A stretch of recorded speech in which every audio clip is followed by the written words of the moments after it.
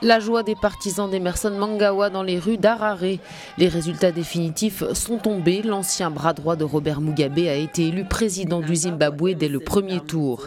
La déclaration officielle a été faite par la présidente de la commission électorale et elle a été suivie rapidement d'un tweet du nouveau chef d'État zimbabwéen, Emmerson Mnangagwa, qui a salué un nouveau départ avant d'appeler à l'unité pour construire un nouveau Zimbabwe pour tous. Depuis son indépendance en 1980, ce pays d'Afrique australe n'a connu que 2 présidents, Robert Mugabe, qui a dirigé d'une main de fer le Zimbabwe pendant 37 ans, et Emmerson Mnangagwa, âgé de 75 ans, arrivé au pouvoir après un coup de force de l'armée. Celui qui est surnommé le crocodile vient de confirmer dans les urnes son emprise sur le pays.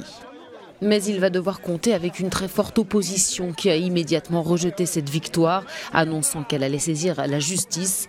Les résultats sont faux, nous allons dénoncer l'ensemble du processus devant un tribunal, a déclaré le porte-parole du mouvement pour le changement démocratique de Nelson Chamisa, le principal adversaire de Mnangagwa.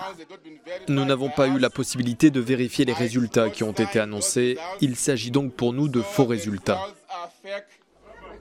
Nelson Chamisa a obtenu 44,3% des voix contre 50,8% pour le chef de la ZANU-PF, le parti au pouvoir.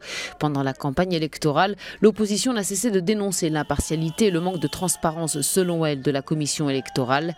Lundi, les Zimbabwéens s'étaient rendus aux urnes dans le calme pour un scrutin historique, mais 2 jours plus tard, la situation dégénérait et au moins 6 personnes étaient tuées dans les rues d'Harare lors d'une manifestation de l'opposition réprimée par l'armée.